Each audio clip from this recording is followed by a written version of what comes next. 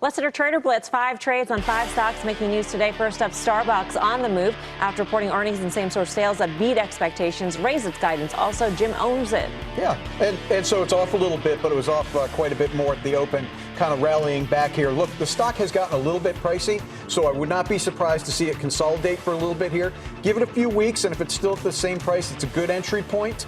But remember, it is a little pricey here. Zimmer Biomet down slightly after being on the top and the bottom lines. That stock now up more than 18% year to date. This is one that Surratt owns. We've been nibbling at this one. We've been putting in accounts. It's 15 times earnings. It's in a restructuring mode right now. This is a stock you want to own for the next year. Once they get the top line growth back, this stock will then re-rate to kind of its competitors, where it's 4 turns lower.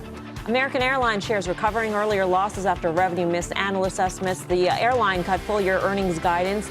Bryn owns Delta. Yes, so I think with American Airlines, they, along with Southwest, took a big hit from the 737s. American Airlines also cited increased oil prices. We think Delta has the best management team in the business and they have good, solid margins, and so we would take Delta over American Airlines. Mattel having its best day in more than 2 months after the toy maker beat quarterly revenue estimates and posted a smaller than expected loss. Josh? No. Listen.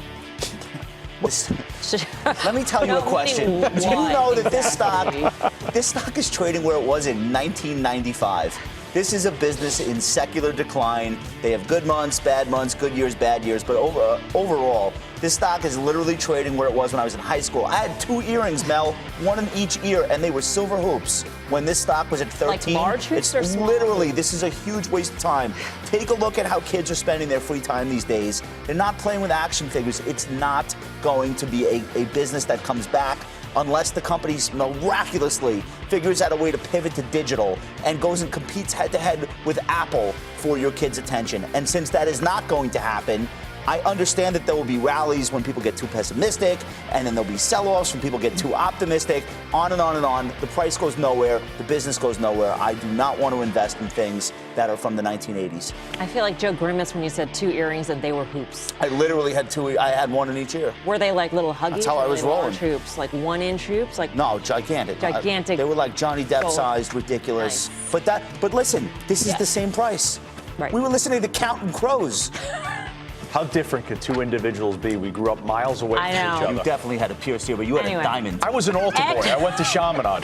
Exxon. Let's talk Exxon, please. Lower after earnings and revenue missed estimates. First quarter profit falling 50% year on year. Joe, you sold it this morning. I did. Listen, there's bad news. The bad news is I just have not been able to figure a good way to invest in energy so far in 2019. And energy's been a fantastic performer. The Exxon performance is disappointing. The refinery business, come on. They have to do better. They have to get that business turned around. The good news is when you're managing a portfolio, the volatility, the correlation exposure to energy has become so much less than it was 10 years ago that you could endure some of the misses that I've had so far in 19 with energy. It's not as relevant anymore in the portfolio as it once was.